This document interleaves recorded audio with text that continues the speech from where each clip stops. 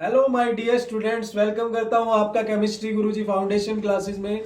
और आज हम करेंगे सीबीएसई सैंपल पेपर। हाँ जी, मैं लेट आया हूं बट अभी चैनल स्टार्ट किया है तो क्या करें। तो अब लेके आएंगे आपके लिए अच्छे अच्छे कंटेंट्स और सैंपल पेपर को अच्छे से सोल्व करेंगे। क्यों सोल्व करना जरूरी है पहले तो ये समझो।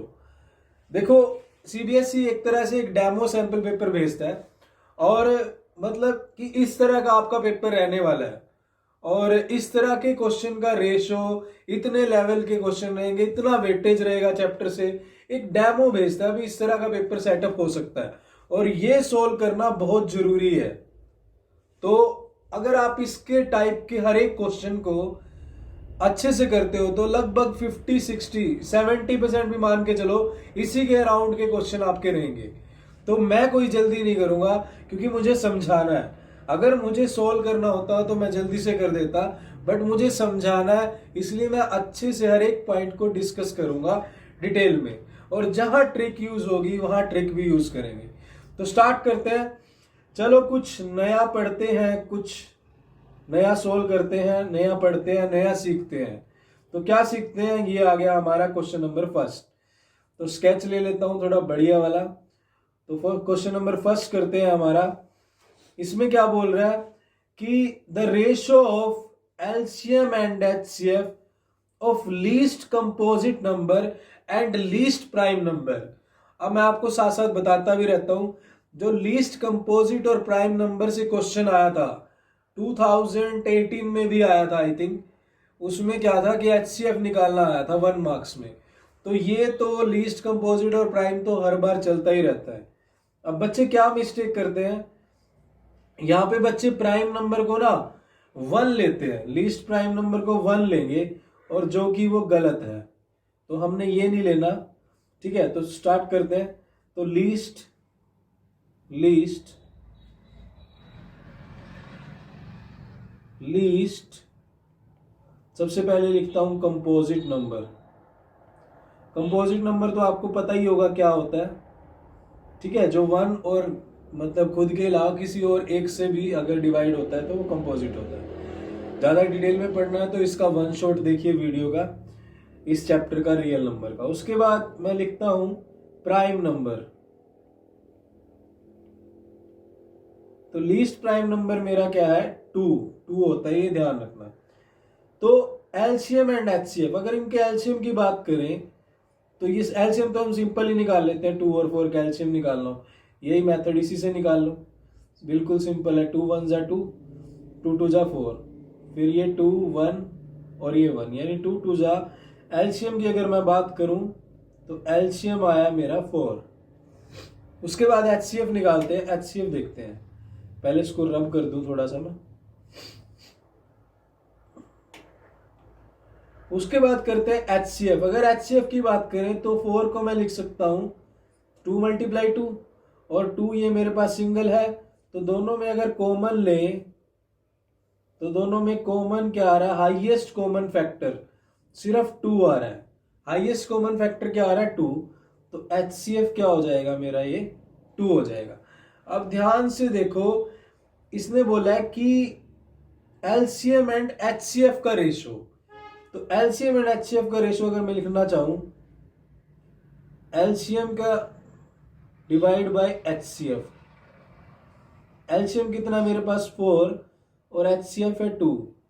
तो ये हो जाएगा 2 2 जा 4, 2 1 जा 2। तो 2/1 हो जाएगा 2:1। तो ये मेरे पास हो जाएगा 2:1। तो ये ध्यान रखना 1:2 नहीं लिखना, 2:1। ये ध्यान रखना कि आपको पूछा क्या गया है, एलसीएम और एचसीएफ का पूछा गया है। तो ये आएगा ऑप्शन 2:1। ये 1:2 अगर आप एचसीएफ और एलसीएम का निकालना हो तो फिर ये आता, ठीक है। अच्छे से समझते हैं, हर एक क्वेश्चन को अच्छे से पढ़ते हैं। तो फर्स्ट क्वेश्चन हो गया, आगे चलते हैं सेकंड पे। सेकंड क्वेश्चन भाई मोस्ट इंपॉर्टेंट टाइप है, इस बार आने के 100% चांसेस हैं। मैं साथ साथ लिखता भी रहता हूं, ये भाई 100% वाली टाइप है हमारी, 100%, ठीक है। और सॉल्व करते हैं इसको। पूछा क्या गया है पहले ये देख लेते हैं क्या पूछ रहा है।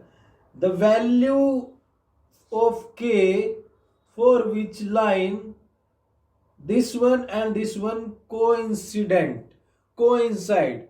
जब लाइन कोइंसाइड होती हैं तो जो इनके कोफिशिएंट की कंडीशन होती है वो सारे इक्वल होते हैं। मतलब मैं समझा देता हूं, वैसे करने में तो 1 मिनट का क्वेश्चन है ये।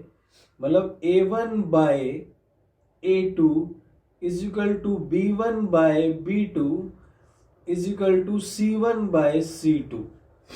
ठीक है, अगर लाइन कोइंसिडेंट होती हैं तो ये तीनों कोफिशिएंट दोनों इक्वेशन के सेम होते हैं। ठीक है, तो अगर मैं दोनों इक्वेशन को लिखूं तो ये हुआ 5x plus 7y is equal to 3 और 15x plus 21y is equal to k। ठीक है, अब यहाँ पे देखो एक चीज ध्यान रखना, या तो ये जो आपका ये इधर कांस्टेंट है, या तो दोनों एक तरफ होने चाहिए इस तरफ, या दोनों इस तरफ होने चाहिए। ये चीज ध्यान रखना, जो जो चीजें ध्यान भी रखनी है उसको भी आप माइंड में लेते रहना। अब बड़ा सिंपल है, देखो 5/15 डायरेक्ट हो जाएगा ये, बट आपको सोल्व करके दिखाना है तो मैं कर देता हूं।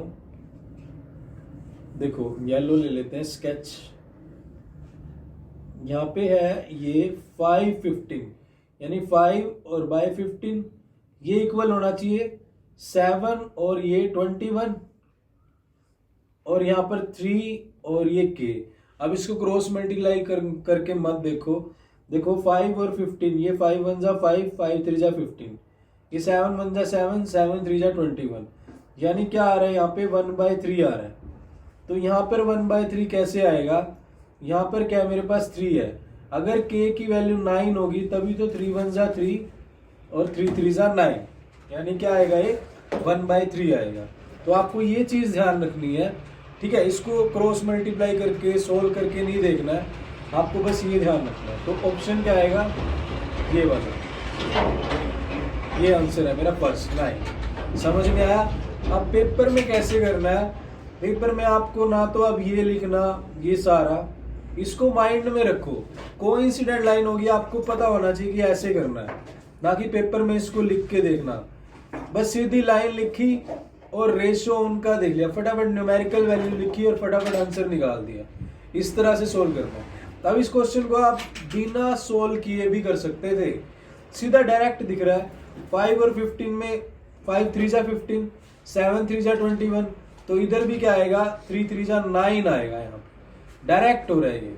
तो मैं सोल्व करके दिखा रहा हूँ, बट आपने इतनी प्रैक्टिस करनी है कि इसको आपने डायरेक्ट करना है। आगे चलते हैं थर्ड क्वेश्चन की तरफ, है ना, करते हैं थर्ड क्वेश्चन को। क्या नेक्स्ट क्वेश्चन में बोल रहा है, a girl walks 200 metre toward east और देन 150 मीटर टुवर्ड्स नॉर्थ। अब ये गर्ल चल रही है भाई, अब ये चल रही है तो चला देते हैं इसको। ये लाइन लगाई इधर से और ये लाइन लगा दी इधर से। अब ये गुड़िया हमारी यहाँ से चल रही है, ये कह रही है 200 मीटर में ईस्ट में चलूंगी। पहले लिख लेते हैं ईस्ट वेस्ट नॉर्थ साउथ। अब गुड़िया रानी कह रही है कि 200 मीटर टुवर्ड ईस्ट, तो यहाँ पे चलेगी। स्केच दूसरा ले लेते हैं, मान लिया कि यहाँ पे पहुंच गई, तो ये 200 मीटर हो गया। अब उसके बाद क्या कह रहा है 150 मीटर टुवर्ड्स नॉर्थ, तो टुवर्ड्स नॉर्थ यानी यहां से अब इधर चल रही है वो। ठीक है, ये 150 मीटर टुवर्ड्स नॉर्थ की तरफ चलेगी। अब कह रहा है the distance of the girl from the starting point, तो भाई पूछ रहा है तो बताना पड़ेगा, यानी स्टार्टिंग पॉइंट हमारा ये था, यहां से ये डिस्टेंस बताना है। यानी आप देखो कैसे बता सकते हैं, आप देखो ये एक ये 90 डिग्री का एंगल बनेगा, ये डायरेक्शन है 90 बनेगा, यहाँ पे पाइथागोरस लगेगी, तो पाइथागोरस थ्योरम यहाँ पे लगानी पड़ेगी और गुड़िया रानी का स्टार्टिंग पॉइंट से डिस्टेंस आ जाएगा। बिल्कुल ईजी है, तो स्टार्ट करते हैं। इसको मैं मान लेता हूँ O, ये A और ये B। तो क्या फाइंड करना है मुझे फाइंड करना है OB। तो आपको पाइथागोरस ने बताया होगा कि ओबी का स्क्वायर यानी हाइपोटेन्यूज का स्क्वायर बराबर होगा बेस के स्क्वायर प्लस परपेंडिकुलर के स्क्वायर की, है ना। क्लियर? तो सॉल्व करते हैं। तो ओबी तो मुझे निकालना है। ओ ए कितना दिया हुआ भाई साहब मुझे 200 का स्क्वायर प्लस ए बी, ये जो मेरा ए बी है ये दिया हुआ है, ये कितना है 150। तो 150 का स्क्वायर निकाल लेते हैं। 150 का स्क्वायर, अब एक बात सुन लो, पेपर में जाने से पहले 1 to 30 तो स्क्वायर लर्न करना और कम से कम 1 to 20 क्यूब लर्न कर लेना ताकि एमसीक्यू में टाइम सेव हो सके, है ना। तो यहाँ पे इज इक्वल टू में लिखा ओबी का स्क्वायर। अब इसको थोड़ा सा मुझे रब करना पड़ेगा, ये पॉइंट मैंने आपको बता दिया है क्योंकि मुझे सॉल्व करना है। तो सॉल्व करना है तो भाई स्पेस बनाना पड़ेगा ना, थोड़ा सा स्पेस बना देते हैं यहाँ पे, इसको रब कर देते हैं। अब काफी स्पेस बन गया और माइंड में भी ऐसे स्पेस बना के रखो ताकि कुछ नया डाल सको, ठीक है। अब देखो 200 का स्क्वायर नहीं करेंगे, 2 का स्क्वायर करेंगे। 2 का स्क्वायर होता है 4 और 2 जीरो है तो 4 जीरो पीछे लग जाएंगी। समझ आ गया? आ गया। 150 का स्क्वायर करना है, 150 का नहीं करेंगे, 15 का करेंगे। 15 का होता है 225 और 8 जीरो है तो 2 जीरो पीछे लग जाएंगे। अब देखो इसको ऐड कैसे करेंगे। ऐड देखो सिंपल, इसको रुपीज में ऐड करो आप, इसको क्वांटिटीज में मत ऐड करो कि 40,000 में 22,500 अगर ऐड कर दें तो 62,500 रुपीज होंगे। अब ये बराबर है ओबी स्क्वायर के और ये स्क्वायर उधर जाके क्या हो जाएगा स्क्वायर रूट। तो यानी मैं इसको क्या लिख सकता हूं स्क्वायर रूट। दूसरे वाला स्केच ले लेते हैं, लिया। और ये हो गया 625 किसका होता है 25 का स्क्वायर, तो 25 और 2 जीरो है तो 2 जीरो की 1 जीरो तो 250 यानी आंसर आया 250। अब मैंने आपको समझाने के लिए ऐसे किया, सॉरी, तो पेपर में ऐसे नहीं करना आपको। पेपर में तो डायरेक्ट देखो भाई, ये पता है कि पाइथागोरस लगेगी, ऐसे आपने बनाया डायग्राम, ये हो गया 200, ये हुआ 150, आपको पता पाइथागोरस लगेगी, इसका स्क्वायर प्लस इसका स्क्वायर सीधा पता होना चाहिए। 200 का 40,000 प्लस 15 का 22,500, दोनों का ऐड करके 625 और डबल जीरो आया, डबल जीरो की 1 जीरो निकल गई, 625 का 25, सीधा 250 आंसर। इसको माइंड में कर सकते, इतने क्वेश्चन को माइंड में करने की प्रैक्टिस करनी है आपको। समझ आया? ये मैं समझाने में आपको समझा रहा हूं, जिनको नहीं भी आता वो कर सकते हैं, अच्छे से समझे। और मुझे तो समझाना ही है, ठीक है। अब समझाने में ये ज्यादा लंबा हो जाएगा, बट करेंगे जब प्रैक्टिस करेंगे, जब सोल्व करेंगे तब इतना टाइम थोड़ी लगेगा। 1 घंटा 30 मिनट यानी आपके पास 1.5 आवर है और आपको सोल्व करना है। तो इतनी प्रैक्टिस, देखो अब 3 क्वेश्चन आ चुके हैं, तीनों को आप माइंड में कर सकते थे। 2 और 4 का एलसीएम निकालना पता है भाई 4 आएगा, 2 और 4 का एचसीएफ निकालना पता है 2 आएगा, सीधा रेशो निकालो। दूसरे में सीधा कोफिशिएंट निकालो, तीसरे में सीधा स्क्वायर रूट फाइंड करना है इसका 625 का। सोल्व करने का तो एक भी नहीं आया। आगे चलते हैं, आगे देखते हैं भाई साहब क्या आया, पढ़ते हैं। The length of diagonal of rhombus are 24 and 32। Rhombus की डायगोनल की जब बात आई, then the length of altitude of the rhombus, rhombus की अल्टीट्यूड। अब मैं आपको बता देता हूं कि रोम्बस क्या होता है, मुझे तो समझाना है आपको। जैसे मान लिया मैंने ये रोम्बस बना लिया और ये बन गया रोम्बस, ये बन रहा है, ये बन गया, मतलब जैसा भी है बन गया, ठीक है। ये रोम्बस बन गया और इसके डायगोनल की बात करें तो ये डायगोनल हो गई, ये 2 डायगोनल हो गई। अब इतना तो मैंने बनाया, आपको बताया कि क्या है, बट आपको तो सीधा आंसर फाइंड करना है। क्या देखो, किसी भी कोई भी क्वाड्रिलेटरल हो उसका एक एरिया तो होता है बेस इनटू में हाइट। कोई भी क्वाड्रिलेटरल हो पहला एरिया तो ये होता है, अगर हमें हाइट पता है बेस पता है तो एरिया आ जाएगा। दूसरा एरिया, इसने दूसरा मेथड एरिया का क्या होता है रोम्बस का दूसरा मेथड एरिया निकालने का होता है 1/2 मल्टीप्लाई डायगोनल 1 मल्टीप्लाई डायगोनल 2। दूसरा मेथड ये होता है। मुझे निकालना है, हाइट निकालनी है। अब देखो ये भी एरिया है, ये भी एरिया है, मतलब दोनों एरिया, ये भी एरिया है और ये भी एरिया, दोनों एरिया है। तो मतलब क्या कर सकते हैं, दोनों को इक्वल रख देंगे तो हमारे पास हाइट आ जाएगी। बड़ा सिंपल है। बट अब सिंपल सी बात है, देखो मैं इसको रब करता हूं। अगर मैं 1/2 d1 कितना है मेरा 24 और d2 कितना 32, इसको इक्वल रख दूंगा इस वाले एरिया के बेस इंटू हाइट के। तो अब यहाँ पे तो देखो डियर स्टूडेंट्स, यहाँ पे ना तो बेस है ना हाइट है। मतलब अगर बेस होता तो डिवाइड करके हाइट आ जाती, तो कम से कम एक बेस तो मिले, तभी तो मैं हाइट निकालूंगा ना। तो बेस कैसे निकालेंगे, बेस मतलब कोई भी साइड, कोई भी रोम्बस की साइड मिल जाए हमें।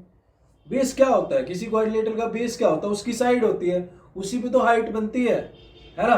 तो मुझे एक साइड मिल जाए, कोई भी साइड देखो मिल जाएगी, क्योंकि जो डायगोनल होते हैं जो रोम्बस के, वो क्या करते हैं, बाइसेक्ट करते हैं एक दूसरे को परपेंडिकुलर, यानी ये दोनों एक दूसरे को 90 पे बाइसेक्ट करेंगे। बाइसेक्ट मतलब बीच में से काटेंगे, इंटरसेक्ट मतलब कहीं से भी काटना, बाइसेक्ट बीच में से। तो मान लिया ये वाला जो मेरा डायगोनल है, अगर ये टोटल, इस वाले को अगर मैं टोटल 32 मानूं, तो ये छोटा पार्ट ये 16 हो जाएगा। और इस पूरे को अगर मैं इसको अगर मैं 24 मानूं तो ये 12 हो जाएगा। तो ये मेरे पास साइड आ जाएगी। कैसे, 16 का स्क्वायर प्लस 12 का स्क्वायर, और इसको ऐड करके स्क्वायर रूट फाइंड करना है। तो इसमें भी आपको करने की नीड नहीं है, इसको माइंड में करना है इतना सा क्वेश्चन। तो या मैं इस पे पाइथागोरस थोड़ी लगाऊंगा, अब आप पाइथागोरस लगा के देखोगे। देखो अगर बता देता हूँ वैसे आपको, अब आपको समझाना है तो आप बुरा मानोगे कि नहीं समझाया सर ने।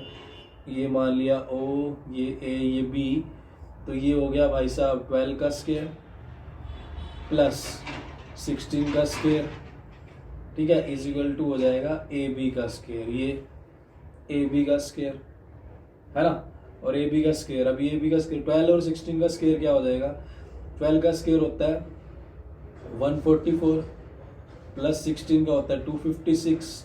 अब जब दोनों को ऐड करेंगे तो दोनों को ऐड करने के बाद बन जाएगा 400, यानी मेरे पास ये आ जाएगा 400 आ गया। तो 400 का ये स्क्वायर है, उधर जाके स्क्वायर रूट, तो इसका अगर स्क्वायर रूट करेंगे तो 400 का स्क्वायर रूट क्या आता है, 4 का स्क्वायर रूट 2, 2 जीरो की आ जाएगी 1 जीरो, तो 20, यानी ये आ गई 20। अब क्वेश्चन हो गया सोल्व, आपका क्वेश्चन सोल्व हो चुका है आपका। मैं नेक्स्ट पेज पे कर देता हूँ। वैसे नेक्स्ट पेज पे स्पेस मेरा नेक्स्ट क्वेश्चन के लिए है, बट मैं यूज कर लेता हूँ उसको और फिर करते हैं। देखो अब क्या हुआ, देखो ये मेरे पास 20 आ गया, यानी ये बेस मिल गया, सॉरी ये मुझे बेस मिल गया। ये हाइट तो आ जाएगी ना, तो हाइट निकाल लेते हैं, नेक्स्ट पेज पे कर लेते हैं। देखो 1/2 multiply 24 multiply 32 is equal to base कितना है 20 और हाइट है h, तो 20 इधर डिवाइड में चला जाएगा, यहाँ पे है इधर नीचे जाके डिवाइड में, तो यहाँ से मैं क्या कर देता हूँ, रब कर देता हूँ, ये रब कर दिया।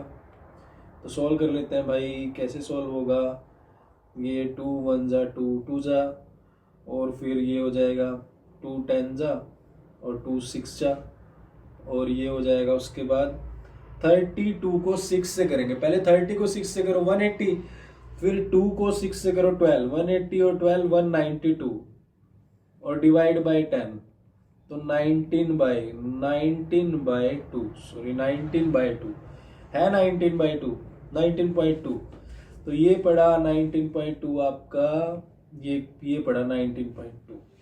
तो समझ आया। तो इस तरह से करना, पेपर में कैसे करना था इस क्वेश्चन को अभी समझाने में टाइम लगा, डायरेक्ट पता होना चाहिए कि बेस इनटू हाइट। इस सैंपल पेपर के जितने भी फॉर्मूले कंसेप्ट यूज हो रहे हैं सारे बिल्कुल माइंड में पक्के होने चाहिए आपके, ठीक है ना। बेस इनटू हाइट को रखा डायगोनल के इक्वल, अब आपको पता है बेस निकालना है ये, तो इन दोनों का स्क्वायर करके ऐड कर दो माइंड में। 16 256 प्लस 12 144 दोनों को ऐड करा 400, 400 का स्क्वायर रूट 20। इतनी कैलकुलेशन आनी चाहिए। 4 के 4 क्वेश्चन ऐसे आए हैं कि आपको चारों क्वेश्चन में कोई ज्यादा कैलकुलेशन की नीड नहीं थी। आप माइंड में कुछ कैलकुलेशन करके टाइम सेव कर सकते हो। समझ आया? तो आगे चलते हैं, इसको रब कर देते हैं। नेक्स्ट क्वेश्चन करना है हमें। Next question sorry, next question में क्या कह रहा है? सॉरी, आजकल थोड़ा सा मौसम भी ऐसा चल रहा है और थोड़ा सा कई बार तबीयत खराब हो जाती है, बट नहीं, ओके है बिल्कुल। स्टार्ट करते हैं। अब प्रोबेबिलिटी से रिलेटेड क्वेश्चन आया आपका, प्रोबेबिलिटी। प्रोबेबिलिटी में क्या कह रहे हैं ये भाई साहब? कह रहे हैं कि 2 फेयर कॉइन्स आर टॉस। अब टॉस, ये तो प्रोबेबिलिटी तंग बड़ा करती है, मतलब टॉस कर दिए, अब आप कर दो टॉस। अब टॉस कर दिया, अब हमारे लिए क्वेश्चन छोड़ देते हैं। कह रहे हैं कि what is the probability of getting at most one head? At most, at least, और नाइदर, नोर और आइदर और। इसके लिए मैंने स्पेशल वीडियो बनाई हुई है, लिंक डिस्क्रिप्शन में डाल दूंगा, उसको अच्छे से देखना। ये चार बड़ा तंग करते हैं, कंफ्यूज करते हैं, बट डिटेल में समझा हमने। What is the probability of getting at most one head? At most one head, at most का मतलब जो जो कंसेप्ट आया उसको समझते हैं, ताकि पेपर में अगर आ जाए तो कंफ्यूजन नहीं होनी चाहिए। एट मोस्ट, एट मोस्ट का मतलब होता है, एट मोस्ट वन हेड का मतलब ये है ज्यादा से ज्यादा, ज्यादा से ज्यादा एक, वन। ज्यादा से ज्यादा वन होना चाहिए, दो नहीं हो सकते। बट क्या जीरो हो सकता है? क्या जीरो का केस हो सकता है? जीरो का केस हो सकता है, ये चीज ध्यान रखनी है, ठीक है? मतलब जीरो हो सकता है। तो पहले हम लिखते हैं, सैंपल स्पेस लिखते हैं। अब जब 2 कॉइन्स के सैंपल स्पेस लिखेंगे, 2 कॉइन्स है ना, 2 कॉइन्स है, ये देखो, ये 2 कॉइन्स पड़े, इनके सैंपल स्पेस जब लिखेंगे तो बिल्कुल सिंपल है। पहले क्या करो, हेड लिखा, फिर टेल लिखा, फिर हेड लिखा, फिर टेल लिखा, फिर 2 बार हेड लिख दो और 2 बार टेल लिख दो। कोई याद नहीं करना यार, कोई टेंशन नहीं लेनी है, बस ट्रिक है, इसको समझो और लिखे गए। फालतू बेवजह दिमाग पे जोर नहीं देना, ठीक है?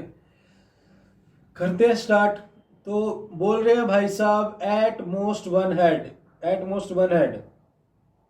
देखें, ये तो नहीं है, इसमें तो 2 है, इसको नहीं ले सकते ना। एट मोस्ट ये ले सकते हैं, ये भी ले सकते हैं, इसमें टेल है बट हेड नहीं है, मतलब जीरो वाला केस भी ले सकते हैं। अब बच्चे क्या करेंगे, 2 केस लेंगे, तीसरा नहीं लेंगे। मैंने आपको बोला ज्यादा से ज्यादा एक, बट जीरो भी हो सकते हैं, 2 नहीं होने चाहिए सर, 1 से ऊपर नहीं होना चाहिए। समझ आया? Is it clear? चलो स्टार्ट करते हैं, ठीक है? कूल वे में समझ आ रहा होगा आपको अच्छे से, कोई बात नहीं। तो ये कितने केस हो गए हैं टोटल? टोटल हो गया मेरे पास ये 3 हो चुके हैं, है ना? तो फेवरेबल कंडीशन मेरी क्या हुई? 3, यानी फेवरेबल आउटकम कितने हुए? 3, और divide by total, total outcome कितने हैं? 4, तो 3/4। तो ये पहले वाला आंसर है। तो बच्चे गलती कर सकते हैं 1/2, देखो इन्होंने लिखा हुआ है। उस वो कब आएगा जब आप ये जीरो वाला केस नहीं लोगे। तो जो गलती हो सकती है, जो जो कंसेप्ट है, वो सारे समझेंगे, हर एक चीज करेंगे अच्छे से। चलो आगे चलते हैं भाई नेक्स्ट क्वेश्चन में। ट्रायंगल से रिलेटेड क्वेश्चन है, बड़ा ही अच्छा क्वेश्चन है, और पेपर में आने के चांसेस इस तरह के 100% चांसेस हैं, because it has been 10 years to me teaching mathematics, so I have experience। Clear? इतना पता लग जाता है कि क्या आने के चांसेस हैं। तो अब तक के 6 क्वेश्चन में पहुंच चुके हैं, तो सॉल्व करते हैं 6 क्वेश्चन में क्या कह रहा है, देखते हैं। 2 ट्रायंगल है, ये ट्रायंगल क्या होता है? सिमिलर है, सिमिलर है, मान लिया। ये अल्टीट्यूड है दोनों की, और ये साइड का स्क्वायर का रेशियो दे रखा है, अल्टीट्यूड का रेशियो निकालना है। तो जब ये क्वेश्चन आ गया तो इससे रिलेटेड सारी बातें समझते हैं। तो पहली बात तो ये कि जो साइड का रेशियो, दोनों ट्रायंगल की साइड और उनकी अल्टीट्यूड, अल्टीट्यूड 1 और अल्टीट्यूड 2, और पेरीमीटर और मीडियन 1 और मीडियन 2, ये सारे का रेशो आपस में बराबर होता है। पहली बात तो ये ध्यान रखना। और इन सारे का रेशो किसके बराबर होता है? इन सारे का जो रेशो है, इन सारे का अगर मैं स्केयर कर दूं, इन सब का अगर मैं स्केयर कर दूं, तो ये एरिया के, इनके एरिया के रेशो के बराबर होगा। तो मतलब एक बात समझने की है कि साइड, अल्टीट्यूड, पेरीमीटर और मीडियन, इन सब का रेशो आपस में बराबर होता है। और इन सब का अगर स्केयर कर दें तो वो आपके एरिया के रेशो के बराबर होगा। Is it clear? तो ये कंसेप्ट माइंड में रखना, इसको समझना अच्छे से, क्योंकि क्वेश्चन पता क्या, क्वेश्चन कई बार साइड का रेशो पूछ लेते हैं, कई बार अल्टीट्यूड का, कई बार पेरीमीटर का आया हुआ है क्वेश्चन, स्टैंडर्ड सैंपल पेपर में आया हुआ, और सैंपल पेपर में वैसे भी पूछ रहे हैं। मीडियन का भी रेशो आ जाता है। अब तो देखो थ्योरम प्रूव करने की नीड नहीं है, ठीक है, अब तो ये क्वेश्चन करना है आपको, ये ध्यान रखनी है आपको ये चीज, इन सारों का रेशो आपस में सेम होता है, और इन सारों के अगर रेशो इनका स्केयर कर दें तो ये एरिया के रेशो के बराबर होता है। ठीक है, अब देखो क्या दिया हुआ है, दिया हुआ है कि ए बी का square divide by P Q का स्केयर इज इक्वल टू 4/9। तो आपको निकालना क्या है, A M by P N, ये निकालना है। तो देखो ये स्केयर दिया हुआ है, अब अगर इसका भी स्केयर है और इसका भी स्केयर पूछा होता तो सीधा ही 4/9 आ जाता, क्योंकि इनके स्केयर का रेशो बराबर होगा, और स्केयर ना हो तो भी रेशो बराबर होगा। तो मुझे स्केयर का तो पूछा नहीं है, मुझे तो पूछा है कि इनकी ये अल्टीट्यूड का रेशो क्या होगा, और अल्टीट्यूड का रेशो किसके बराबर होगा, साइड के रेशो के बराबर। तो मेरे पास तो स्केयर दिया हुआ है, तो मैं उधर जाके अगर इनका स्केयर रूट कर दूं तो ये वैल्यू आ जाएगी 2 और ये वैल्यू आ जाएगी 3, तो ये भी क्या आ जाएगा 2/3, तो यानी AM बाय PN भी 2/3 आ जाएगी। तो इसका आंसर क्या आएगा मेरे पास, ये वाला 2/3, डी ऑप्शन आएगा। तो ये चीज ध्यान रखनी, इस क्वेश्चन में क्वेश्चन आने के चांसेस हैं इसके आपको किसी भी तरह से क्वेश्चन मिल सकता है, पेरीमीटर से, अल्टीट्यूड से, मीडियन से, साइड से। बस ये ध्यान रखना एरिया का रेशो तब बराबर होता है जब इन सब का स्केयर कर दें, ठीक है, और इन सब का आपस में रेशो बराबर होता है, चाहे स्केयर हो चाहे नॉर्मल हो, इन सब का आपस में बराबर होता है। समझ आ गया? समझ आ गया तो यस लिखिएगा, ठीक है। और कम से कम प्लीज इस वीडियो में मुझे मैक्सिमम लाइक चाहिए, फिर उसके बाद मैं बेसिक का सैंपल पेपर भी कराऊंगा और अच्छे अच्छे क्वेश्चन लेके आऊंगा, ठीक है। जो भी आपको टॉपिक्स के डाउट्स हैं बस सपोर्ट कीजिएगा। आगे चलते हैं। 2 sin square beta plus cos square beta is equal to 2, then beta is. इसको सोल्व करने की नीड नहीं है, इसको ऑप्शन में से उठाओ, हर चीज यूज करो जो पेपर में हो सकती है।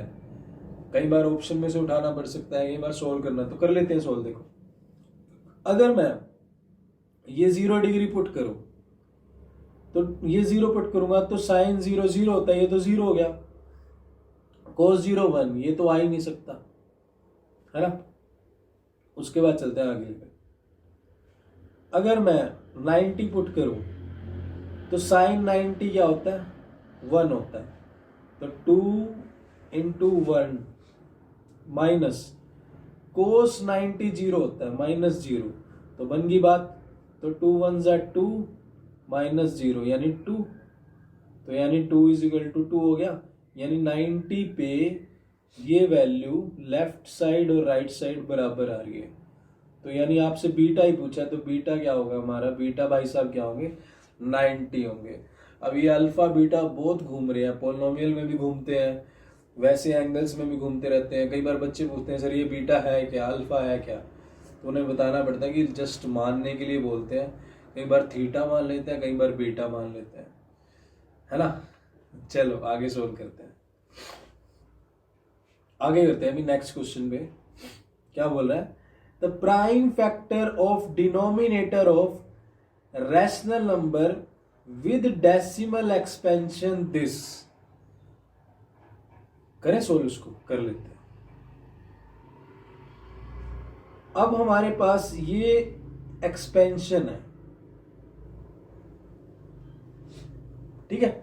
आपको इसके जो डिनोमिनेटर में आएगा उसके फैक्टर बताने हैं, प्राइम फैक्टर बताने हैं। तो एक बात समझो, जब भी कोई नंबर नॉन टर्मिनेटिंग होता है, ये क्या, जब भी कोई नंबर टर्मिनेटिंग होता है, ये क्या है, टर्मिनेटिंग है। टर्मिनेटिंग मतलब इसकी वैल्यू खत्म हो रही है। तो जब भी कोई नंबर टर्मिनेटिंग होता है तो उसके डिनोमिनेटर में या तो 2 के फैक्टर होंगे या 5 के होंगे। सॉल्व करने की नीड ही नहीं है, इसको सॉल्व नहीं करना। ये तो बड़े मतलब ऐसे ऐसे क्वेश्चन आएंगे ना, आप बोल रहे हो ना कि 1.5 घंटा मिलेगा, 1.5 आवर मिलेंगे, तो जरूरी थोड़ी है सब में इक्वल टाइम देना है। अगर हर एक क्वेश्चन की बात करें तो एक क्वेश्चन को 135 सेकेंड मिलते हैं, और कुछ क्वेश्चन ऐसे भी होंगे जो 10 सेकेंड या 20 सेकेंड जो 30 सेकेंड में सॉल्व हो जाएंगे। फिर ये टाइम कहाँ यूटिलाइज होगा, ट्रायंगल के या ट्रिग्नोमेट्री के क्वेश्चन में या दूसरे क्वेश्चंस में या केस स्टडी में। तो ऐसे टाइम बचाना है। अब केस स्टडी को अगर अच्छे से करना है तो दूसरे क्वेश्चन में टाइम बचाना पड़ेगा। अब जैसे यहाँ टाइम बच गया, बिल्कुल सिंपल भाई, टर्मिनेटिंग अगर नंबर होता है तो डिनोमिनेटर में या तो 2 के फैक्टर होते हैं 5 के। इसका वन शॉट डला हुआ रियल नंबर का बिल्कुल डिटेल में अगर आपने देख लिया ना, वो मतलब आपके पूरे कंसेप्ट क्लियर हो जाएंगे। और थोड़ी सी प्रैक्टिस करोगे तो 6 मार्क्स पक्के हैं आपके, ठीक है। इस चैनल पे पढ़ा है वो सारा रियल नंबर का वन शॉट है, और मैथ साइंस के और इंग्लिश के भी पढ़े हैं सभी। तो इसका आंसर आएगा मेरे पास ये वाला 2 और 5 है। 2 3 है, नहीं हो सकता। 2 3 5 नहीं हो सकता। 3 5 नहीं हो सकता। तो ये आंसर पड़ा है, तो इसका आएगा 2 और 5।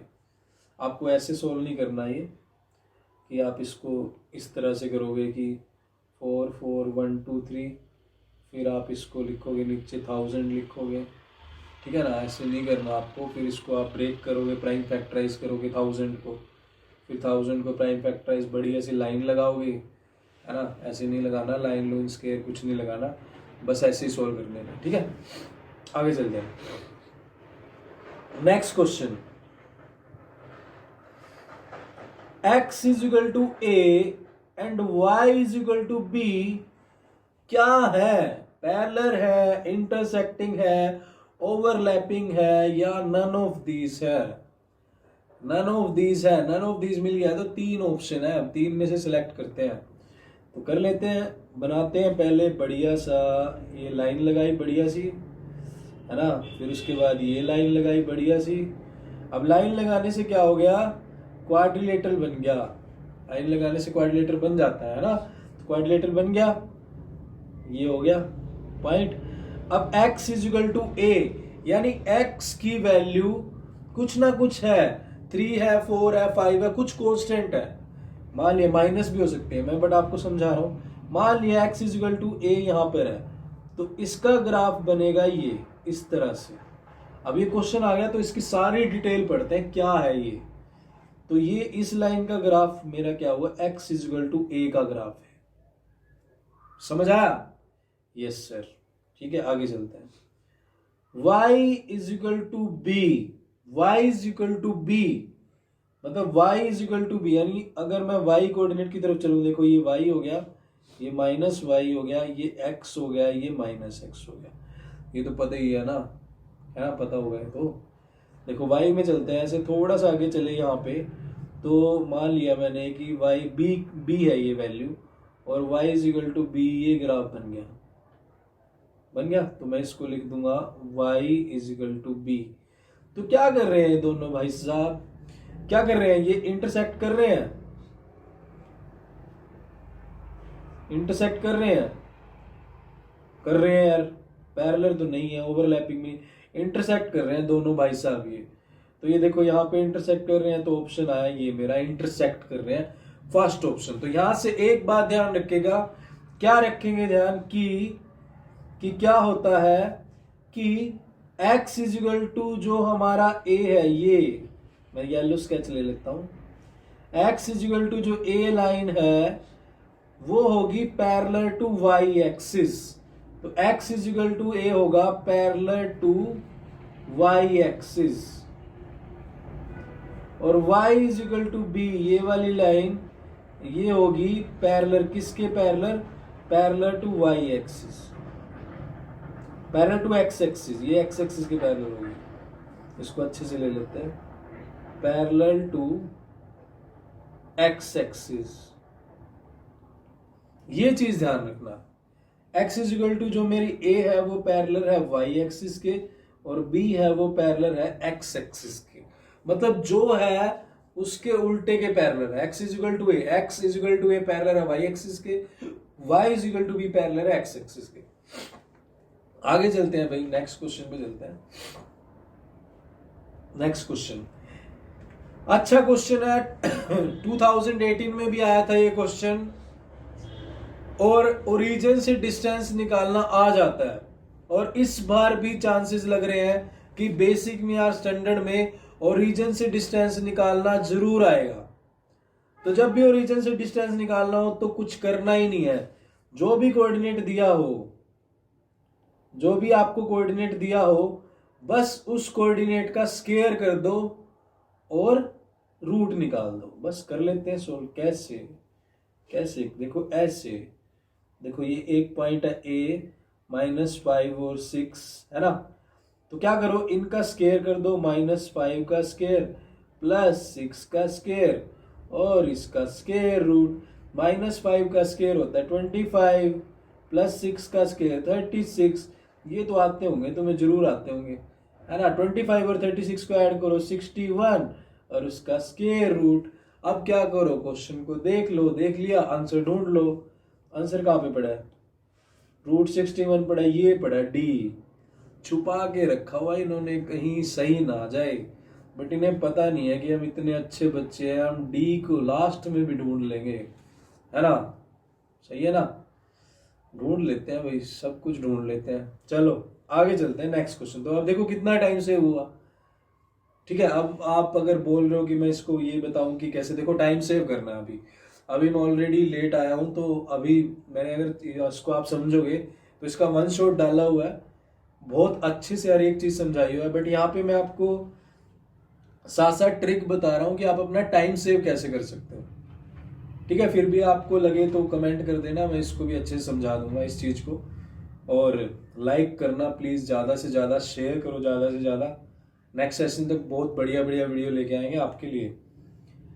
तो ये क्वेश्चन हो चुका है, बस अब ओरिजिन वाला कंसेप्ट पता लगा, सीधा स्क्वायर कर दो, ऐड कर दो, ज्यादा टेंशन नहीं लेनी है, ठीक है। आगे चलते हैं। और वैसे अगर देखें तो ये फॉर्मूला होता है इसका, आपके लिए वो भी बताना पड़ रहा है मुझे, वैसे तो मैंने बताया हुआ है यार, ये मैंने वन शॉट में सारा डिटेल में बताया हुआ। X coordinate plus Y coordinate का स्क्वायर कर दो और उसका ये स्क्वायर रूट, ये ओरिजिन से डिस्टेंस होता है, ठीक है। आगे चलते हैं। नेक्स्ट क्वेश्चन है ये हमारे पास, a square is equal to 23/25, then rational है क्या नहीं है, देख लेते हैं, देखते हैं, करें स्टार्ट। देखो ए स्क्वायर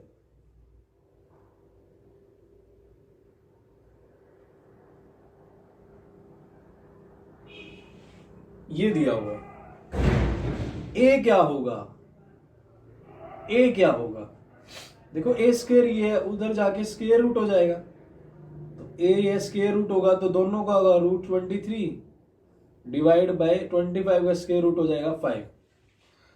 अब ये देखो, ये ऊपर हो गया इरेशनल और नीचे हो गया रैशनल। तो जब भी आई आर और आर मिल गए, दोनों मिल गए किसी ग्राउंड में कहीं पे भी मिल गए, तो भाई साहब ये आई आर बहुत पावरफुल है, हमेशा आई आर ही बाहर आएगा। ये कहीं फंस गए, कहीं पे मिल चुके हैं, कहीं ग्राउंड में फंस गए हैं, हमेशा आई आर ही बाहर आएगा। तो इन दोनों का जो कॉम्बिनेशन होगा उससे हमेशा आई आर ही निकलेगा, ठीक है। तो मतलब अगर आई आर और आर मिलते हैं, आई आर और आर मिलते हैं तो हमेशा आई आर ही आएगा। तो आई आर मतलब इरेशनल आएगा, मतलब कि ये बी वाला आएगा, ये बी वाला ऑप्शन आएगा। तो समझ आया? तो साथ साथ में कंसेप्ट भी कर रहे हैं हम, जो जो कंसेप्ट जरूरी है इससे रिलेटेड। और इसको डिटेल में समझना है तो वन शॉट डाला हुआ है, इसकी प्रॉपर्टी डाली हुई है। देखो क्वेश्चन के साथ साथ वैसे तो मैं प्रॉपर्टी भी करवाता रहूंगा। अब तक के 11 क्वेश्चन आए हैं, 11 के 11 क्वेश्चन अगर आपकी प्रैक्टिस अच्छी है तो मैक्सिमम 11 मिनट आप ले लो, कर सकते हो। अब आप बोल रहे हो सर समझा रहा हूँ मैं, इतना टाइम हो चुका है। देखो मैं आपको समझा भी रहा हूँ, आपको मैं पढ़ा भी रहा हूँ, तो टाइम भी लग रहा है। थैंक यू सर, बीच में पानी की नीड पड़ती है। चले आगे। देखो तो ये हो चुका है, नेक्स्ट पे चलते हैं। बड़ा प्यारा क्वेश्चन आया नेक्स्ट। अब कह दोगे मैथ के क्वेश्चन है प्यारे तो होते ही नहीं। प्यारे होते हैं भाई, जब अगर आपको प्रैक्टिस अच्छी हो ना तो प्यारे भी लगते हैं, बड़ा मजा आता है सोल्व करने में। तो देखो सोल्व करते हैं। क्या कह रहे हैं भाई साहब? कह रहे हैं कि एलसीएम, 2 नंबर का एलसीएम और एचसीएफ दियो, एक्स निकालना है। बड़ा सिंपल सा क्वेश्चन है, अगर मैं देखूँ तो बहुत इजी क्वेश्चन है। इसकी प्रॉपर्टी है सीधी, प्रॉपर्टी होती है इसकी सीधी वाली। क्या प्रॉपर्टी होता है कि 2 नंबर का एलसीएम और एचसीएफ की प्रोडक्ट बराबर होती है 2 नंबर्स के, 2 नंबर्स के प्रोडक्ट के बराबर होती है। 2 नंबर का एलसीएम और एचसीएफ उन दोनों नंबर के प्रोडक्ट के बराबर होता है। तो देख लेते हैं। 2 नंबर है x और 18, एलसीएम है 36 और एचसीएफ है 2। एक नंबर फ्री का क्वेश्चन, ये इस तरह क्वेश्चन 100% आने के चांसेस है। मैं बोल रहा हूँ सैंपल पेपर को बढ़िया तरीके से हर एक क्वेश्चन कर दो, फेल नहीं होगे आप। मतलब बहुत अच्छे नंबर आने के चांसेस। और जिनको बेचारों को फेल होने का डर है, सारा टाइम गेम्स खेल लिया, सारा साल पढ़े नहीं, इसलिए नहीं पढ़े कि पेपर कैंसिल हो जाएंगे बोर्ड के, लास्ट ईयर भी हो गए थे, तो उन भाई साहब और बहनों को भी ये है, थोड़ा सा रिक्वेस्ट है मेरी कि ये सैंपल पेपर आप कर लीजिए सॉल्व। ठीक है, तो करते हैं। तो एलसीएम एंड एचसीएफ देखो, एलसीएम कितना है मेरा 36 है, स्केच ले लेता हूं मैं। और एचसीएफ कितना है 2 है। 2 नंबर कौन कौन से हैं? 2 नंबर एक x है एक 18 है। तो x लिखा और मल्टीप्लाई 18। तो अब आपको निकालना क्या है? आपको x निकालना है ना, तो इस 18 को क्या ले जाओ, नीचे ले जाओ, तो ले जाते हैं। अब बच्चे यहाँ भी गलती करते हैं, पहले इन दोनों को मल्टीप्लाई करेंगे फिर इसको डिवाइड करेंगे। सीधा कट रहा है यार, पहले काट दो सीधा। 36 इंटू 2 है ना, यहाँ पे इसको यहीं पे काट देता हूँ ना। देखो ये 18 है, ये नीचे चला जाएगा, तो यहाँ पे 18 जब नीचे जाएगा तो 18 2 जा 36, अब 2 2 जा 4। तो यहाँ ऑप्शन आएगा आपका, ऑप्शन आया सी। अब आप मेरे को बताइए प्यारे बच्चों कि कितना टाइम लगा इस क्वेश्चन में और कितना लगना चाहिए। तो मैं तभी बोल रहा हूँ केस स्टडी के लिए टाइम बचा के रखो, इतनी अच्छी प्रैक्टिस करो, फॉर्मूले अच्छे से लर्न करो। वीडियो डाली है इसकी भी कि कैसे 40 आउट ऑफ 40 कैसे ले, उसको भी आप देखो चैनल पे जाके, बहुत अच्छे से बताया हुआ है। ठीक है, तो आराम से कर सकते हो आप पेपर को, कोई मुश्किल नहीं है। करते हैं आगे। नेक्स्ट क्वेश्चन आया मेरे पास, A B C right angle at B. एक राइट एंगल ट्रायंगल है, टेंजेंट ए दिया हुआ है, मतलब दो चीजों का मिक्सचर दे दिया। बच्चे डरते हैं ट्रायंगल से और ट्रिग्नोमेट्री से, इन भाई साहब ने ट्रायंगल भी दे दिया है और ट्रिग्नोमेट्री भी दे दिया है। मतलब नंबर मतलब लेने हैं, फिर भी नंबर तो लेंगे हम, क्या हुआ नंबर तो लेंगे हमें ना भी। तो कह रहे टेंजेंट है और ये वैल्यू निकालनी है, कोस ए कोस सी, साइन ए साइन सी, ये निकालना है आपको। निकाल देते हैं। इनको पता नहीं है कितने अच्छे बच्चे बैठे हैं, निकाल देंगे, क्या दिक्कत है, निकाल देंगे। यस सर निकाल दो, निकाल देते हैं। फिर ये बना दिया हमने ट्रायंगल, बना देते हैं आपके लिए right angle at B. Right angle B मतलब बी तो हमारे 90 हो गए। अब दूसरी बात, टेंजेंट ए √3 है, तो मतलब √3 किस पे होता है, टेंजेंट 60 डिग्री। तो ए आ गया, 60 डिग्री। ए की वैल्यू कितनी आई? 60 डिग्री। थोड़ा सा पानी पी लो। तो इसको अगर मैंने ए माना, ये बी सी, तो ये आ गया मेरे पास 60 डिग्री और ये 30 डिग्री। सारे एंगल निकल गए, अब कोई टेंशन नहीं है, क्वेश्चन में कोई दिक्कत नहीं है, बिना सोल्व करे भी हो जाएगा। देखो कोस ए निकालना है, कोस सी निकालना है, माइनस साइन ए निकालना है, साइन सी, इसकी वैल्यू निकालनी है। जब कभी करते हैं सोल्व, इसकी वैल्यू निकालते हैं। दूसरा स्केच ले लेता हूँ मैं, थोड़ा बढ़िया वाला। देखो कोस ए कोस सी, ए कितना है मेरा? 60 डिग्री, तो कोस 60 और सी 30 है, कोस 30, माइनस साइन 60 और साइन 30। अब एक बात ध्यान रखो, कोस और साइन इक्वल होते हैं कब?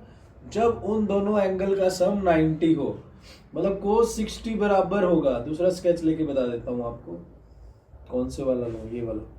कोस 60 बराबर होगा साइन 30 के, और कोस 30 बराबर होगा साइन 60 के। मतलब इन दोनों की प्रोडक्ट और इन दोनों की प्रोडक्ट सेम आएगी। तो इन दोनों की प्रोडक्ट और इन दोनों की प्रोडक्ट सेम आ रही है, तो सेम में से सेम गया, 0 आंसर आ गया। सोल्व भी नहीं करना। देखो मैं बता देता हूं, कोस 60 बराबर होता है साइन 30 के। कोस और साइन में क्या रिलेशन है? इनके जो दो एंगल का सम 90 होता है वो वैल्यू इक्वल होती है। तो कोस 60 बराबर हो गया साइन 30 के, कोस 30 बराबर हो गया साइन 60 के। मतलब अगर ये 5 है, बता देता हूं आपको यहाँ पे रब करके थोड़ा सा,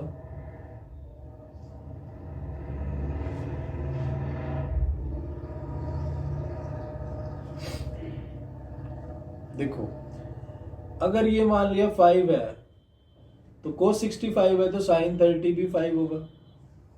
अगर ये कोस 33 है तो साइन 63 होगा। तो 5 इंटू 3 और 5 इंटू 3 माइनस करेंगे तो 0 ही आएगा।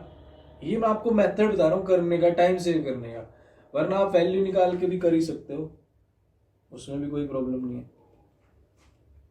वैल्यू निकाल के देख लेते हैं, साइन की वैल्यू निकाल लेते हैं, कोस की तो पता ही है। साइन 60 देखो मेरा क्या होगा, साइन 60 की वैल्यू होती है √3/2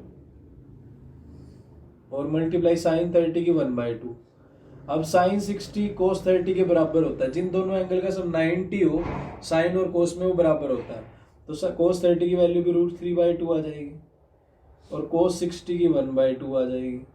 तो दोनों सेम माइनस सेम कर देंगे, प्रोडक्ट करने की जरूरत नहीं है। तो क्या आएगा? 0। तो आंसर आया 0। इस क्वेश्चन पे भी अगर आपको अच्छे से पता है ट्रायंगल के बारे में, ट्रायंगल तो नहीं, एंगल्स के बारे में, टेंजेंट थीटा इनके बारे में, इस पे मैंने वीडियो डाली हुई है कि how to learn a value, trigonometrical table की वीडियो डाली है, उसको देखना चैनल पे जाके, बड़े अच्छे से हर एक चीज़ समझाई हुई है। बाकी तो आप सब सपोर्ट करोगे तो हम ज़्यादा से ज़्यादा अच्छे कंटेंट आपके लिए लाते रहेंगे और ज़्यादा मेहनत करेंगे, वैल्यू ऐड करेंगे आपकी लाइफ में, आपकी प्रॉब्लम ही सॉल्व करेंगे। बट आप सपोर्ट करोगे तभी तो मोटिवेशन मिलेगी। अगर सपोर्ट नहीं मिला तो फिर साथ रहे ना रहे, बट सपोर्ट चाहिए हमें, तभी तो हम आपको अच्छे से अच्छा कंटेंट प्रोवाइड करेंगे। आगे चलते हैं नेक्स्ट क्वेश्चन की तरफ।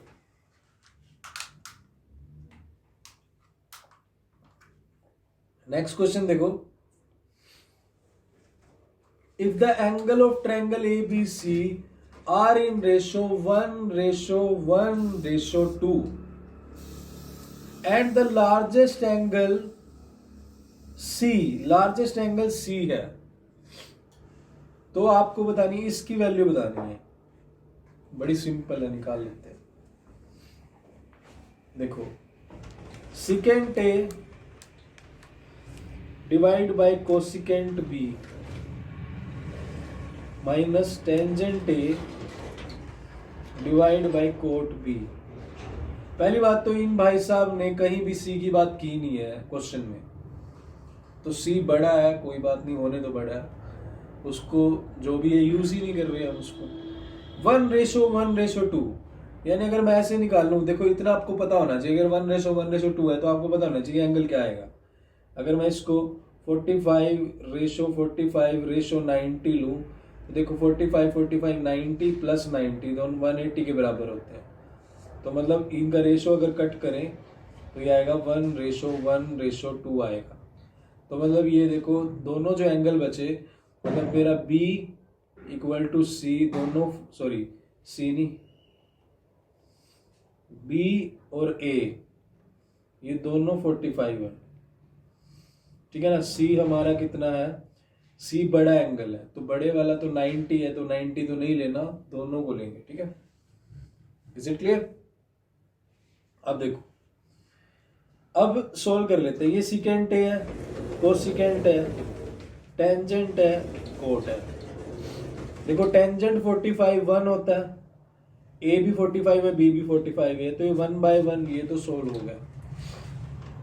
उसके बाद सिकेंट 45, सिकेंट किसका उल्टा होता है, कोस का। सिकेंट 45 के लिए अगर मुझे कोस 45 मिल गया तो कोस 45 होता है मेरा कितना, 1/√2। तो इसका उल्टा सिकेंट 45 ही हो जाएगा √2।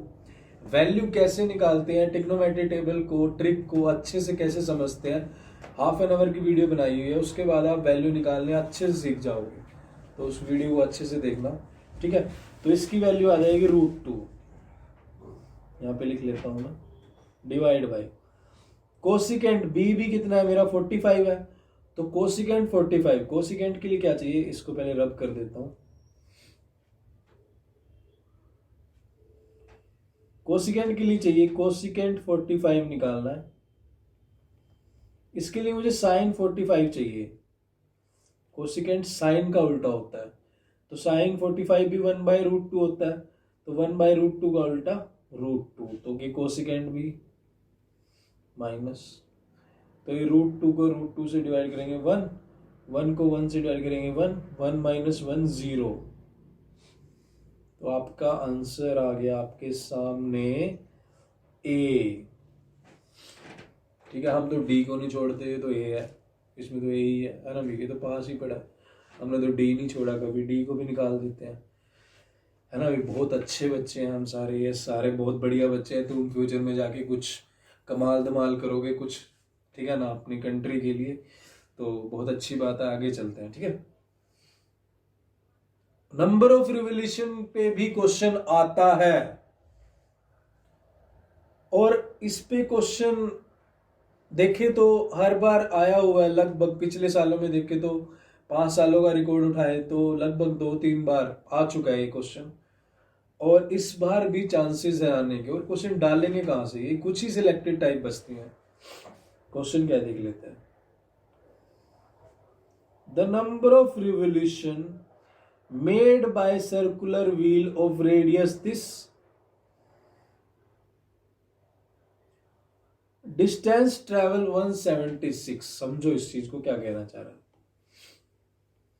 कह रहा है कोई एक सर्कुलर व्हील है, उसकी जो रेडियस है, रेडियस कितनी है 0.7, और एक प्लेटफॉर्म है 176 मीटर का, उसको क्रॉस करने में कितने रिवोल्यूशन लेगा। पहले छोटी सी बात समझते हैं। मान लिया है कि ये प्लेटफॉर्म है, छोटा सा प्लेटफॉर्म है 10 मीटर का, 10 मीटर का, और एक सर्कुलर रिंग है, वो एक बार में 2 मीटर का डिस्टेंस कवर करता है। तो प्लेटफॉर्म कितना बड़ा है, 10 मीटर का, और सर्कुलर रिंग एक बार में 2 मीटर का डिस्टेंस कवर करता है, ठीक है। तो कितने रिवोल्यूशन लेगा, 5 रिवोल्यूशन लेगा, 2 मीटर एक में लेता है, तो 5 रिवोल्यूशन ले लेगा, टोटल 5 रिवोल्यूशन ले लेगा, और इस प्लेटफॉर्म को क्रॉस कर जाएगा। सिंपल सी बात है।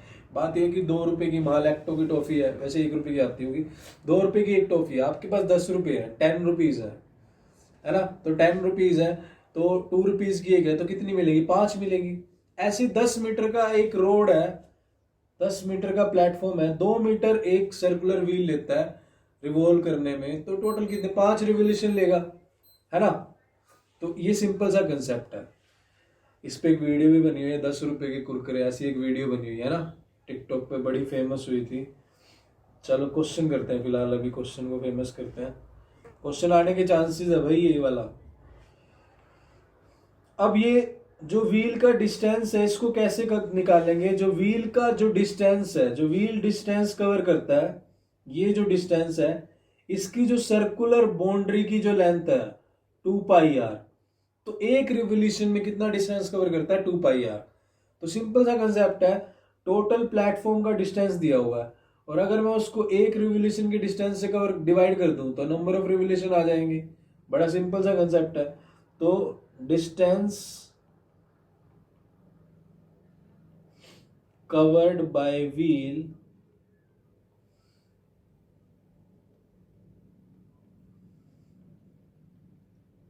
इन 1 revolution,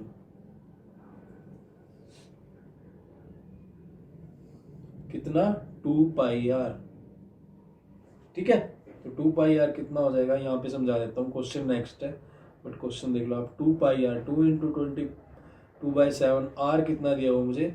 0.7। तो 0.7 को मैं क्या लिख सकता हूँ, इस अगर पॉइंट को अगर मैं रिमूव करूँ तो 7/10 लिख सकता हूँ, ये हो जाएगा। अब इसको कट मत करो, छोड़ो इसको, मतलब अभी मत करो, बाद में अपने आप ये कट जाएगा। देखो ये 7 से 7 काट दो और ये हो गया 22 2 44 डिवाइड बाई 10, इसको मत कट करो अभी। टोटल डिस्टेंस के देखो, एक व्हील एक बार में इतना डिस्टेंस कवर करता है, तो नंबर ऑफ रिवोल्यूशन किसके बराबर होती है? Total distance divide by wheel distance. तो टोटल डिस्टेंस कितना है मेरे पास? 176 डिवाइड बाय 44/10 है, तो ये 10 ऊपर चला जाएगा, यहां से डिवाइड ऊपर चला गया। अब कट कर दो, कट होगा। 11 पे देखते हैं, 11 1 जा 11 6 जा, हो गया भाई। 11 4 जा 4 जा 16, 4 10 जा 40। तो बड़ी सिंपल सी बात है, मैं आपको समझा रहा हूँ, इसमें कोई ज़्यादा लंबा चौड़ा कोई वो नहीं है। देखो टोटल जो डिस्टेंस होता है ना, उसको एक व्हील के रिवोल्यूशन के डिस्टेंस से डिवाइड कर दो तो नंबर ऑफ रिवोल्यूशन आ जाएगी। सिंपल सी बात है, आपके पास 10 रुपीज़ है, एक टॉफी 2 रुपीज़ की है, तो नंबर ऑफ टॉफीज कैसे निकालोगे? 10 डिवाइड बाय 2 रुपीज़ की एक टॉफी है, ऐसी 10 प्लेटफॉर्म का डिस्टेंस है, 2 मीटर एक व्हील एक बार में डिस्टेंस कवर कर रहा है, तो 10/2 कर देंगे तो 5 बार में वो कवर अप कर देगा नंबर ऑफ रिवोल्यूशन। अगर इस पे भी आप इसको कंसेप्ट को अच्छे से समझना है तो मैंने इस पे स्पेशल वीडियो डाली हुई है, चैनल पे पड़ी है, केमिस्ट्री गुरुजी फाउंडेशन क्लासेस पे, इसी चैनल पे पड़ी है। आप चैनल तो देख ही रहे हो है ना, इसको ओपन करोगे तो वीडियोस में पड़ी है ये वीडियो, उसको अच्छे से देख सकते हो। ये कुछ ऐसे कंसेप्ट है जो आते ही हैं पेपर में, आने ही हैं, चांसेस हैं पूरे। आगे चलते हैं, आगे तो यही वाला क्वेश्चन है 16 वाला, इसको रब कर देता हूँ, बड़ी इरेजर ले लेते हैं, पानी ले लूँ थोड़ा सा।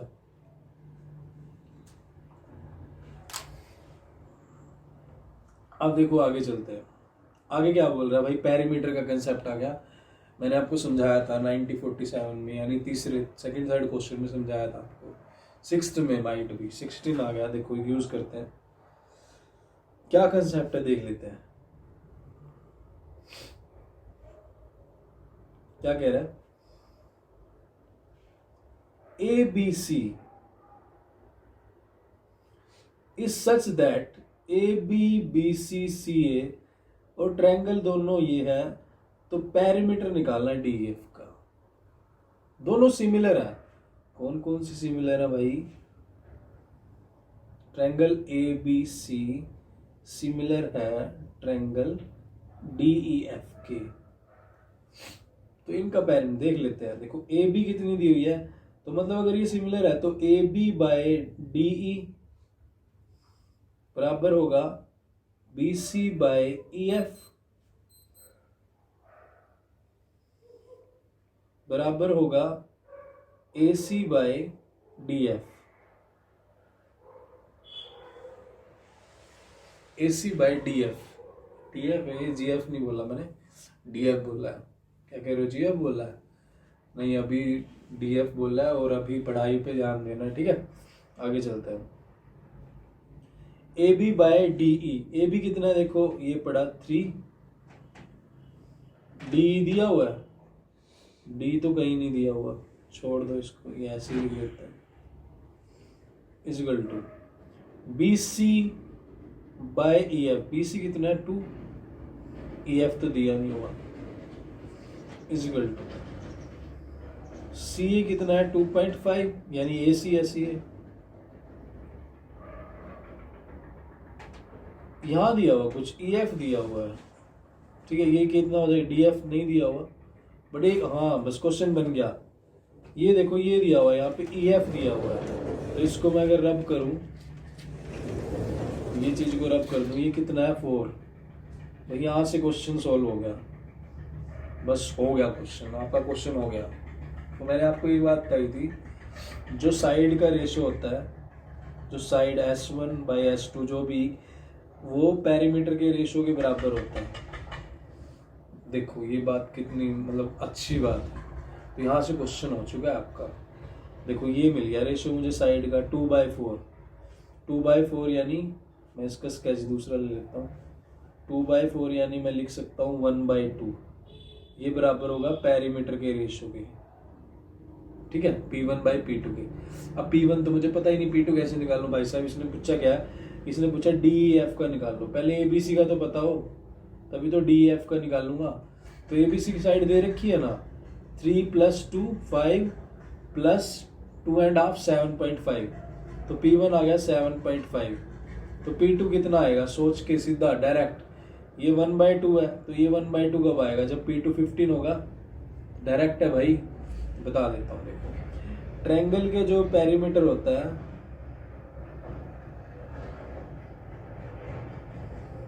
वो तीनों साइड का सम होता है, तो 3 + 2 + 2.5, ठीक है। अब इन तीनों का सम करोगे, 3 + 2 7.5 हो जाएगा। तो अब देखो साइड का रेशो आया 1/2 = P1/P2, तो 1/2 P1 कितना दिया हुआ 7.5, P2 वैसे तो क्रॉस मल्टीप्लाई कर लो, बट बेटा टाइम सेव करना है। देखो ये इसका 2 गुना है, तो ये भी इसका 2 गुना होगा, तो यहाँ पे P2 15 रखूंगा तो अभी तो 1/2 आएगा, रेशो बराबर है ना। तो वैसे नहीं समझ आ रहा तो क्रॉस मल्टीप्लाई कर लो, इन दोनों की क्रॉस मल्टीप्लाई करोगे, P2 उधर जाके 2 को 7.5 से करोगे, तो अब ऐसे 2 को 7.5 से ऐसे मत करना यार प्लीज, कि इसको पॉइंट हटाओ 10 लगाओ, ये प्लीज ये मत करना। 7.5 ₹7.5, ₹7.5 को 2 रुपये से करोगे, 2 गुना करोगे तो 15 रुपये आ जाएंगे, तो 15 आ जाएगा। होपफुली आपको ये समझ आ गया होगा अच्छे से, और कमेंट बॉक्स में राइट करना, वीडियो लाइक करना प्लीज, ठीक है। बहुत अच्छे से ट्राई कर रहा हूँ आपको समझाने की, और साथ साथ में टिप्स भी दे रहा हूँ कि टाइम कहाँ सेव करना है। आगे चलते हैं नेक्स्ट क्वेश्चन पे। नेक्स्ट तो हमारे यही है, तो काफी देर होगी पढ़ाते हुए, थोड़ा सा पानी ले लेता हूँ। करें स्टार्ट, कर लेते हैं। अब मेरे पास ये ट्रायंगल दी हुई है इस तरह से,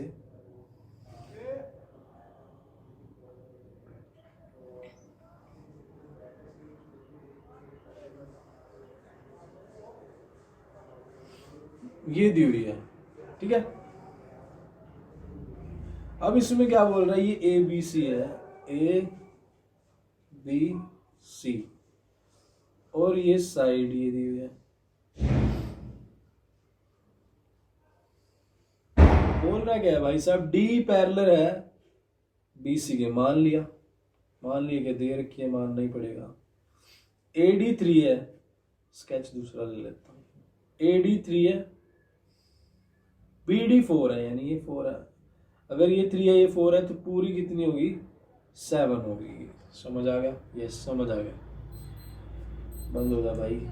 BC BC कितनी है 14 है, तो D निकालनी है।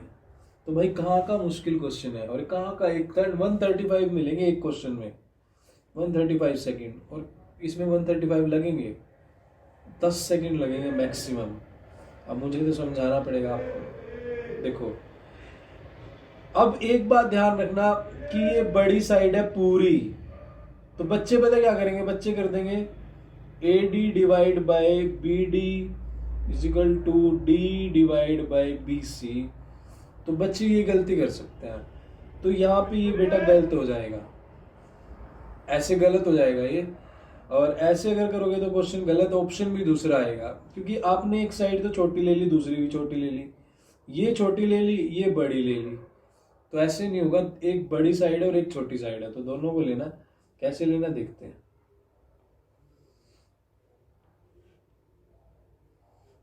तो क्या लेंगे, ये AD डिवाइड बाय ये पूरी साइड, डिवाइड बाय पूरी साइड लेंगे AB इजिकल टू फिर D डिवाइड बाय BC।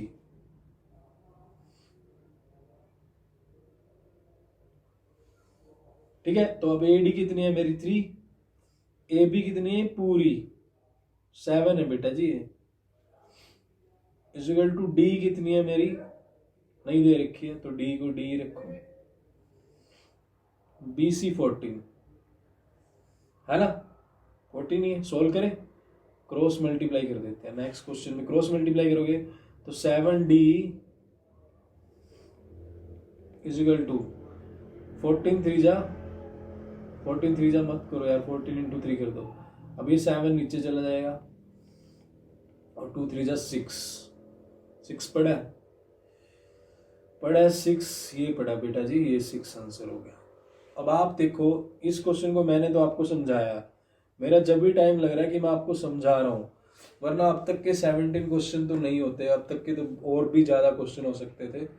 ठीक है ना, इतनी देर में तो हम पहुँच रहे होते केस स्टडी पे, केस स्टडी पे पहुँच रहे होते। क्या टाइम हुआ, बड़े आराम से 40 क्वेश्चन बड़े आराम से हो सकते थे, लास्ट मतलब 632 लास्ट वाले पे पहुँचे होते हम केस स्टडी पे।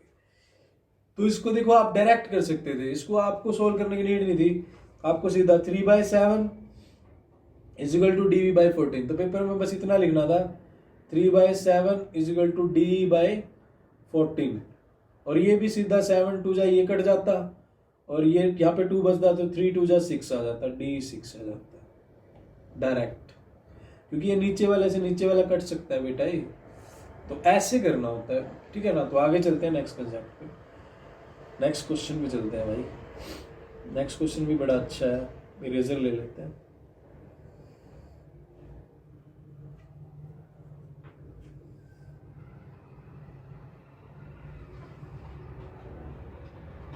देखो नेक्स्ट क्वेश्चन में क्या कह रहा है, ये 4 टेंजेंट बीटा इजिकल टू 3 है, तो ये वैल्यू निकालनी है। तो इसका तो सबसे आसान तरीका यही है, आपको क्या करना पड़ेगा, इसको टेंजेंट बनाना पड़ेगा, इसको भी टेंजेंट बना, यही आसान तरीका है इसका।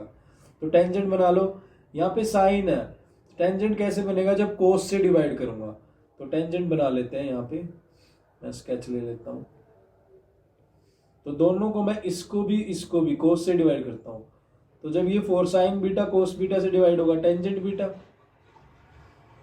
माइनस ये कोस बीटा से डिवाइड होगा, 3 बचेगा। ऐसे ही नीचे 4 टेंजेंट बीटा प्लस 3 बच जाएगा। अब टेंजेंट बीटा की वैल्यू पुट कर दो, टेंजेंट बीटा क्या हो जाएगा, 3/4 हो जाएगा। तो यहाँ पुट कर देते हैं 4 इंटू में tangent beta 3/4 minus 3 divide by 4 into में 3/4 प्लस 3। तो स्केच दूसरा ले लेता हूँ, ये 4 से 4 कट गया, 3 माइनस 3 ऊपर 0 बन गया, नीचे कुछ ना कुछ तो आएगा ही, 0 तो आएगा नहीं, 6 आ रहा है, तो ऊपर 0 बन गया, तो नीचे कांस्टेंट समथिंग हो, तो ऊपर 0 हो तो 0 आंसर आएगा, नीचे 0 होता तो गड़बड़ हो जाती, बट ऊपर 0 है तो 0 आंसर आएगा। ठीक है, चले नेक्स्ट क्वेश्चन पे। यस रेडी, नेक्स्ट क्वेश्चन करते हैं। नेक्स्ट क्वेश्चन को समझते हैं अच्छे से। देखो क्या कह रहा है, one equation of pair of dependent linear equation. Dependent word मिल गया, डिपेंडेंट। डिपेंडेंट है तो आपको पता होना चाहिए कि तीनों कोफिशिएंट इक्वल होते हैं डिपेंडेंट में। a1/a2 is equal to b1/b2 is equal to c1/c2, ये इक्वल होते हैं जब डिपेंडेंट होती है। ठीक है, अब डिपेंडेंट अगर होगी है तो ये चीजें इक्वल है। तो बस इक्वेशन देखते हैं, हम इक्वेशन उठाते हैं। इक्वेशन है ये -5x plus 7y is equal to 2। तो पहले तो अगर ये इधर है तो इक्वेशन में देख लेना इसके साथ कौन सी मैच करेगी, देख लेते हैं। इसको भी मैं इधर ले आता हूँ, इक्वल टू 2 है ना, ये इधर जाके -2 हो जाएगा। तो इसको मैं लिख लेता हूँ, तो 7y -2 इज इक्वल टू 0। अब देखो इसमें कोफिशिएंट देखते हैं, 10 14 4 10 14 4 10 14 4 10 14 4, सारे कोफिशिएंट सेम है सारे। तो सारे कोफिशिएंट सेम है, तो अब मैं कह रहा हूं उसको सॉल्व करने की भी नीड नहीं है। जो भी इक्वेशन आएगी इसमें देखो, इसका पहला माइनस है दूसरा प्लस है, तो ऐसी कौन सी इक्वेशन है जिसमें पहले के दोनों के अपोजिट साइन है? पहली में दोनों सेम है, क्रॉस कर दो। दूसरी में दोनों सेम है, क्रॉस कर दो। यहाँ पे दोनों के अलग अलग है, यहाँ पे भी अलग अलग है। दया कुछ तो होगा, मतलब कुछ तो गड़बड़ है। मतलब यहाँ से आंसर मिल सकता है, या तो यहाँ से मिल सकता है या यहाँ से। दया मैंने ढूंढ लिया है, मतलब या तो आंसर यहाँ से मिलेगा या यहाँ से मिलेगा। समझ आया? अब देखो ये कोई बुलाने के लिए आ गया था, तो डोंट वरी, प्लीज इग्नोर कीजिएगा, क्वेश्चन भी समझिए। ठीक है, तो इन दोनों में से आंसर हो सकता है। अब इन दोनों में से भी कौन सा हो सकता है, इनको लिख देते हैं। देखो -10x plus 14y plus 4 is equal to 0। और अगर ये माइनस का 4 इधर ले जाऊं तो ये 10x minus 14y plus 4 is equal to 0। अब इन दोनों में से कौन सा होगा दया? अब क्या करें? अब मैंने पहले दोनों का देखा था, पहले दोनों का अपोजिट है, बट तीसरे वाला तो यूज ही नहीं करा। हाँ, अब तीसरे वाला यूज करोगे तो ये माइनस है और ये भी माइनस है, मतलब पहला और तीसरा सेम है। तो पहला तीसरा किस में सेम है? इसमें तो नहीं है, इसमें प्लस है, इसमें भी प्लस है, तो ये आंसर आ गया। सोल्व करने की नीड ही नहीं है, मतलब आप कई तरह से माइंड यूज कर सकते हो क्वेश्चन पेपर में। प्रैक्टिस करो यार अच्छे से। अभी भी सिर्फ आपके पास अभी भी 1 मंथ पड़ा है, 1 मिनट डेली प्रैक्टिस करोगे तो बहुत अच्छी प्रैक्टिस हो सकती है। ठीक है, तो और इस क्वेश्चन को इस तरह से तो ट्रिक से करेंगे, बट वैसे कैसे करना है वैसे भी बता देता हूं आपको, क्योंकि प्यारे बच्चों मैं हर चीज से आपको ट्राई कर रहा हूं कि बताओ। मैंने आपको बताया था कि -5 divide by 7 divide by -2 divide by, तीनों का रेशो सेम होना चाहिए। किस इक्वेशन के साथ सेम हो रहा है? देखो फोर्थ वाली के साथ। फोर्थ वाली में यहाँ पे 10 आएगा, या -14 आएगा, या -4 उधर जाके +4 हो जाएगा, तो यहाँ पे प्लस का 4 आ रहा है। तो देखो ये भी 1/2 आ रहा है माइनस के, ये भी 1/2 आ रहा है माइनस के, ये भी 1/2, यानी माइनस के 1/2 आ रहा है। इस इक्वेशन के साथ रेशो सेम आ रहा है, तो ये क्या है? कोइंस डिपेंडेंट है। डिपेंडेंट है तो आप क्या कर सकते हो? तीनों के कोफिशिएंट इक्वल रख सकते हो। तो जिस इक्वेशन के साथ रेशो सेम आया कोफिशिएंट का, वो आंसर है। अब पेपर में ये मत लिखने बैठ जाना कि a1/a2 divide by b1/b2 divide by c1। पहले ये लिखो, फिर a1 की वैल्यू लिखो, फिर b1 की लिखो। दया गड़बड़ हो जाएगी ऐसे, फिर दया कुछ तो गड़बड़ है ना? फिर ऐसे नहीं पेपर होगा यार, ऐसे कैसे हो जाएगा बेटा, इस बात का ध्यान रखना। चलो चलते हैं हमारे अगले क्वेश्चन की तरफ। सेक्शन ए का लास्ट क्वेश्चन है ये। लास्ट क्वेश्चन सोल्व करना है हमने अभी, तो करें सोल्व? यस कर देते हैं। तो लास्ट क्वेश्चन में देखते हैं अभी क्या कह रहा है। देखो कह रहे हैं कि बंद हो जा भाई, a letter of English alphabet is chosen randomly एक लेटर निकाल रहे हैं। इंग्लिश अल्फाबेट्स पढ़े हैं बहुत सारे, मेरे पास तो नहीं पढ़े हैं, पढ़े हैं कहीं पे, वहां से निकाल रहे हैं एक लेटर निकाल रहे हैं, एक चुटकी, एक letter. What is the probability is letter is the from word mathematics। वो जो वर्ड होना चाहिए जो निकालेंगे वो मैथमेटिक्स में से होना चाहिए, जो लेटर आएगा वो मैथमेटिक्स में से होना चाहिए। तो मैथमेटिक्स में देखें तो कौन कौन से लेटर हैं अलग अलग, देख लेते हैं।